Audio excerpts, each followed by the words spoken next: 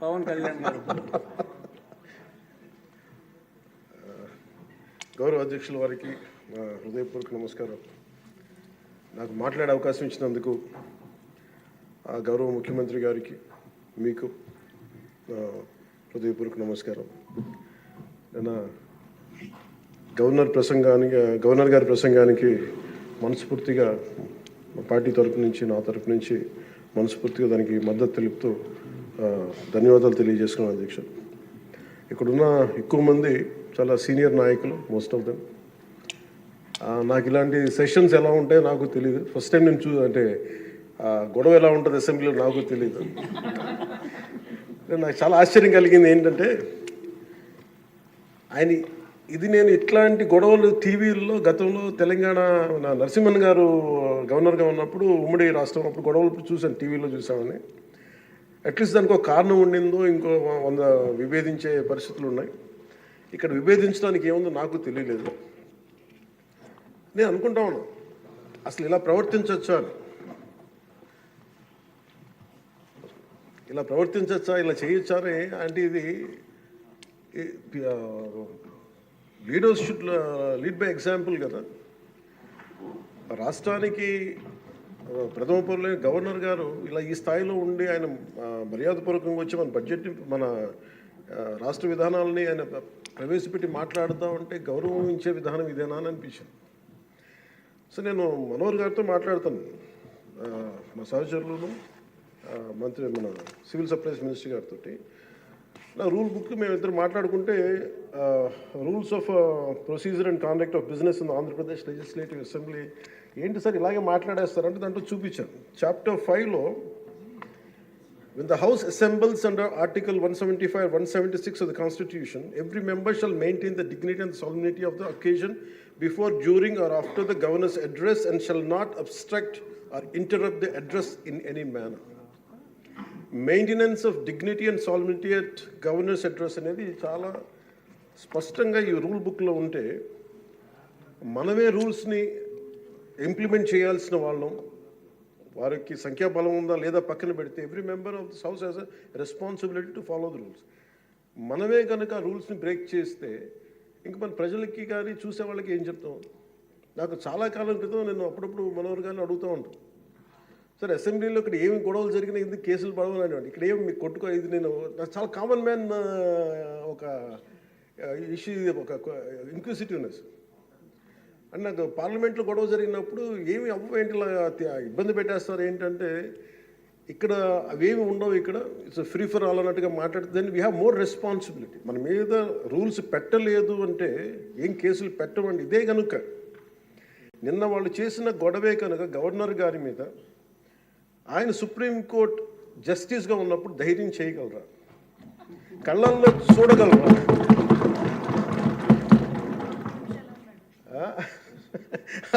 నాకు అది అనిపించింది. అంటే గౌరవించాల్సింది పోయి ఈ విధానం ఏంటనిపించింది. నిన్న టీవీ వాళ్ళని అడిగారు, మీరు వీళ్ళ వైసీపీ నాయకులు ఇలా మాట్లాడారు కదా, మీ ఇదేంటి అని. YCP synonym for ruckus. అంటే గొడవకు కానీ బూతులు కానీ వాళ్ళు పర్యాయ పదం అయిపోయారు. అంటే నిన్న చూసిన గొడవ జరిగిన తర్వాత నాకు నిజంగా అనిపించింది, గౌరవ ముఖ్యమంత్రి గారు అన్ని సంవత్సరాలు వాళ్ళు ఎలాగా వాళ్ళ తట్టుగా నిలబడ్డారో ఆయనకి హ్యాట్స్ ఆఫ్ తెలియజేస్తాడు. అది ఎంత గట్స్ ఉండాలి, ఎంత దమ్ము ఉండాలి, ఎంత ధైర్యం ఉండాలి. అలాగే నాకు నిన్న గొడవలు జరుగుతుంటే నాకు అనిపించింది, నాకు ఇవే గుర్తొచ్చినాయి అధ్యక్ష.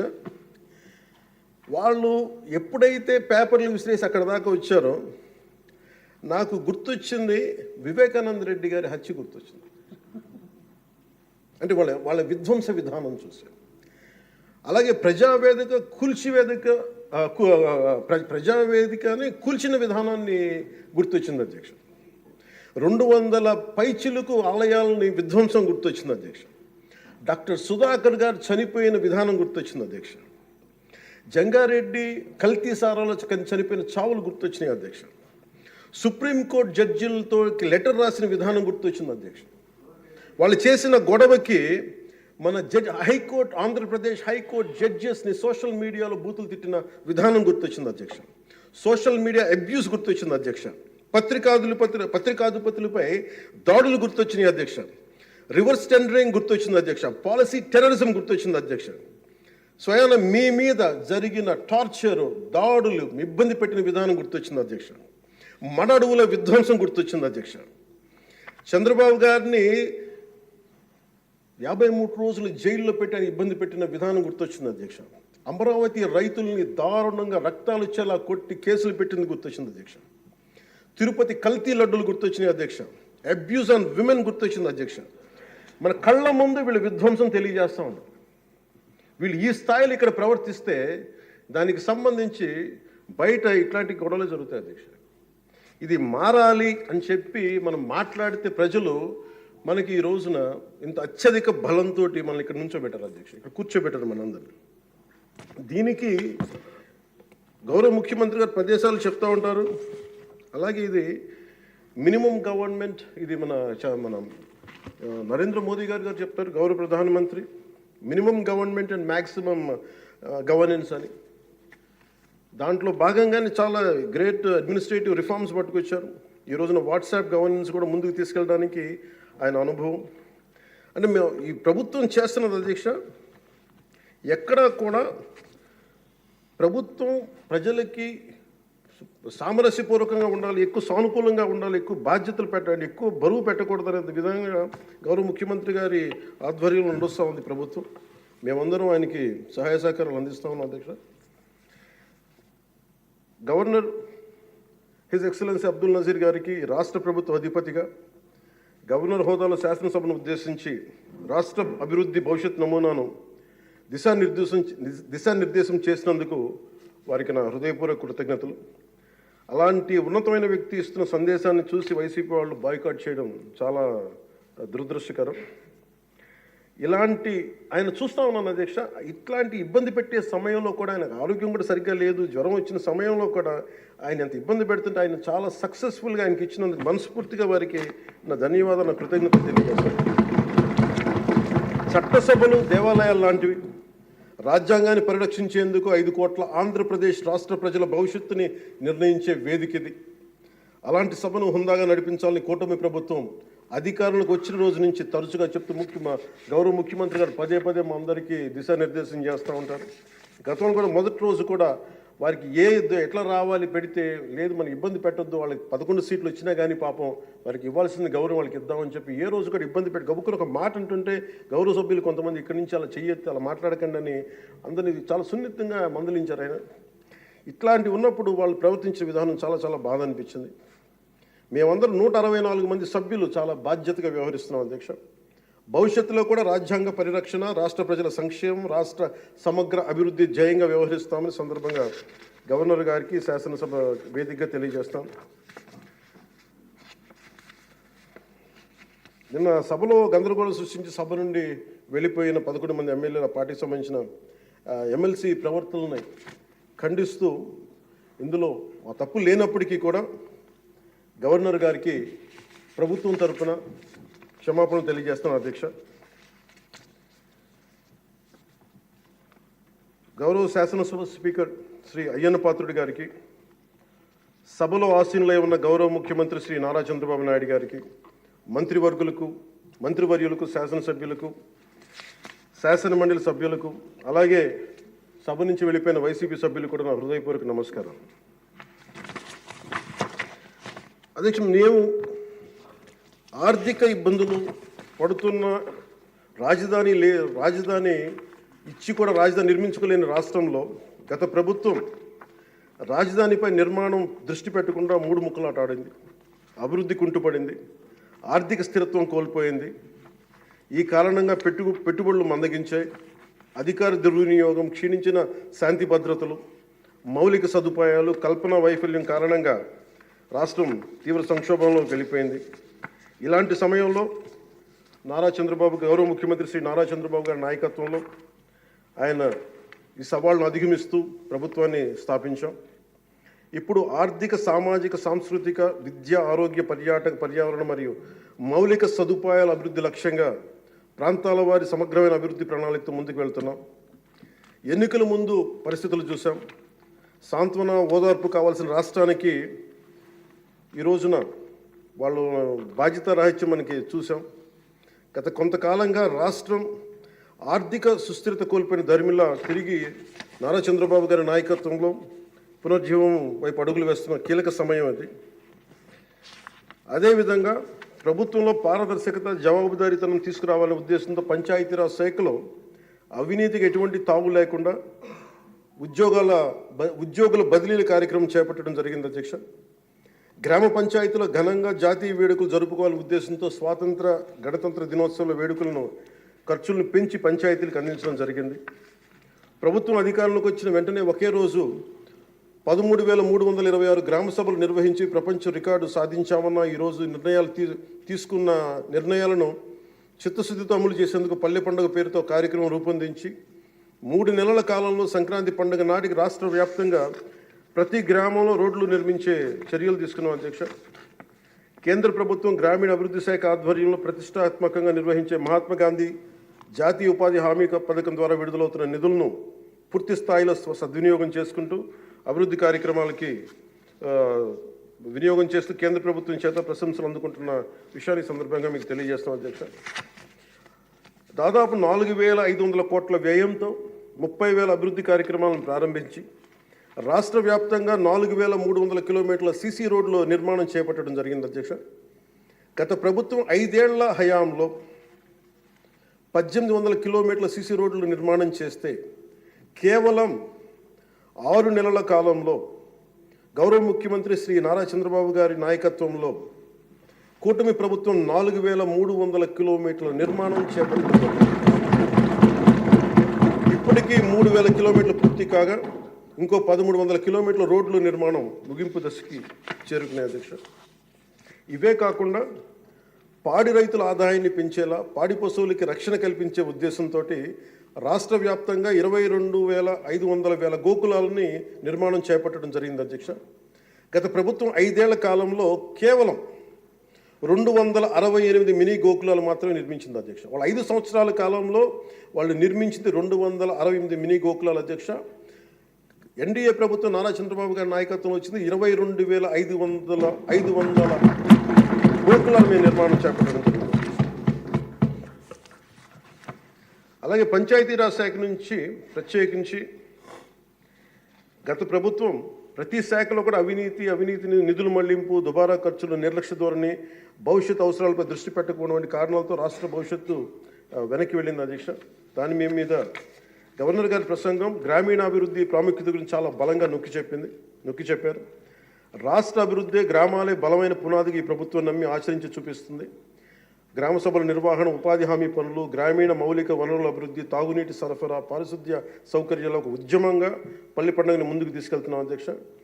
ఈ ప్రయత్నాల ద్వారా విజన్ 2047కి అనుగుణంగా మన రాష్ట్రంలోనే దేశంలోనే నెంబర్ 1 లక్ష్యంగా నిలబెట్టాలని మనస్ఫూర్తిగా మేమందరం కృషి చేస్తున్నాం అధ్యక్ష. అదేవిధంగా రాష్ట్రంలో ప్రతి ఇంటికి స్వచ్ఛమైన తాగునీరు అందించేందుకు ప్రతి ఇంటికి పంప్ కనెక్షన్, నీటి కనెక్షన్ ఇవ్వాలనే ఉద్దేశంతో కేంద్ర జలశక్తి సహకారంతో ఆధ్వర్యంలో చేపట్టిన జల్ జీవన్ మిషన్ గత ప్రభుత్వం నిర్వీర్యం చేశారు. దాన్ని ఎక్కడ పైప్ లైన్లు వేస్తున్నాం, ఎందుకు వేస్తున్నాం కూడా తెలియకుండా నీటి వనరులు లేని చోట పైప్ లైన్లు వేశారు. అలా నిధులను చాలా దుర్వినియోగం జరిగింది. ఇప్పుడు దాన్ని ముందుకు తీసుకెళ్తున్నాం అధ్యక్ష. అలాగే మేము వచ్చినప్పుడు ఎన్నికల సమయంలో కుల గణన మాత్రమే కాదు, యువతలో నైపుణ్య గణన జరగాలని మేమందరం కోరుకున్నాం అధ్యక్ష, గౌరవ ముఖ్యమంత్రి గారి ఆధ్వర్యంలో. దాని ప్రకారమే విద్యాశాఖ మంత్రి, హెచ్ఆర్డి మినిస్టర్ శ్రీ గౌరవ మంత్రివర్యులు శ్రీ నారా లోకేష్ గారి ఆధ్వర్యంలో ఈ రోజున ఇక్కడ మనకి మంగళగిరిలో దాన్ని పైలట్ ప్రాజెక్టుగా ఈ స్కిల్ డెవలప్మెంట్కి సంబంధించిన సెన్సస్ జరుగుతూ ఉంది అధ్యక్ష. మనస్ఫూర్తిగా వారికి నా ధన్యవాదాలు కృతజ్ఞతలు తెలియజేస్తాను అధ్యక్ష. అలాగే ఆయన నాయకత్వంలో వీసీల నియామకం 10 మెరిట్ ఓరియంటెడ్, బీసీలని కాదు అన్ని కులాలకి న్యాయం జరిగేలాగా దాదాపు 10 మంది మెరిట్ ఓరియంటెడ్ వీసీలు నియమించినందుకు మనస్ఫూర్తిగా వారికి నా అభినందనలు తెలియజేస్తాను అధ్యక్ష. అదేవిధంగా సామాన్యులకి వైద్య ఖర్చులు భారం కాకూడదనే ఉద్దేశంతో ఎన్నికలు ఇచ్చిన హామీ ప్రకారం 25 లక్షలు, 2.5 లక్షల నుంచి 25 లక్షల ఆరోగ్య బీమా అందించే లక్ష్యంతో ప్రణాళికని సిద్ధం చేస్తున్నందుకు మనస్ఫూర్తిగా ముఖ్యమంత్రి గారికి నా ధన్యవాదాలు తెలియజేస్తాను. ఇందులో భాగంగా గత ప్రభుత్వం 1,000 రూపాయలు పెన్షన్ పెంచడానికి 5 ఏళ్ల సమయం తీసుకుంటే కూటమి ప్రభుత్వం అధికారంలో వచ్చిన నెల రోజుల్లోనే గౌరవ ముఖ్యమంత్రి శ్రీ నారా చంద్రబాబు నాయుడు గారి నాయకత్వం 1000 రూపాయలు పెన్షన్ పెంచి ప్రభుత్వ యంత్రాంగంలోనే 1వ తేదీనే పెన్షన్ పంపిణీ కార్యక్రమాన్ని చాలా దిగ్విజయంగా పూర్తి చేయగలుగుతుంది. అలాగే ఆడబిడ్డలకు ఇచ్చిన మాట నిలబెట్టుకుంటూ సంవత్సరానికి 3 ఉచిత గ్యాస్ సిలిండర్లని అందజేస్తాం అధ్యక్ష. అలాగే భారత సంస్కృతి మూలం వసుదైక కుటుంబం. ప్రకృతితో మనుషులతో పాటు సకల చరాచర జీవజాలం చెట్లు పరిరక్షించుకోవాలనే లక్ష్యంతో అటవీ పర్యావరణ శాఖ దృఢ సంకల్పంతో పనిచేస్తున్న అధ్యక్ష. రాష్ట్రంలో పచ్చదనాన్ని 50% పెంచే ఉద్దేశంతో రాష్ట్ర వ్యాప్తంగా సుదీర్ఘకాలం జీవించే దేశీయ మొక్కల్ని పెంపకం చేపట్టడం జరిగింది. అలాగే ప్రత్యేక దృష్టి మనకి మన్యం, పార్వతీపురం, చిత్తూరు జిల్లాలో కూడా అటవీ ఏనుగుల నుండి రైతులు తరచుగా ఎదుర్కొంటున్న సమస్యలను పరిష్కరించేందుకు కర్ణాటక రాష్ట్ర ప్రభుత్వంతో కూడా forest minister Karnataka forest minister Eshwar Khandre గారికి కూడా నేను వెళ్ళి కలవడం జరిగింది అధ్యక్ష. వారికి మనకు సంబంధించి ఇక్కడ టీమ్ చేయడానికి అక్కడ కుంకి ఏనుగుల్ని మనకి తీసుకొచ్చేందుకు మనం చర్యలు తీసుకుంటా ఉన్నాం అధ్యక్ష. ఈరోజు నేను రాత్రి ముఖ్యంగా చిత్తూరు మన అన్నమయ్య జిల్లాలో జరిగింది చాలా బాధ కలిగిన తర్వాత 3 చనిపోయారు. దీనికి ప్రత్యేకంగా ఇప్పుడే సమీక్ష నిర్వహించి వస్తున్నాను అధ్యక్ష. ఇది మీ ద్వారా ప్రజలందరికీ కూడా తెలియజేయాలనుకుంటుంది ఏంటంటే, కొన్ని ప్రత్యేకమైన ఈ దేవాలయాలు కానీ కొన్ని అటవీ దాని కింద ఉన్నాయి అటవీ భూభాగంలో.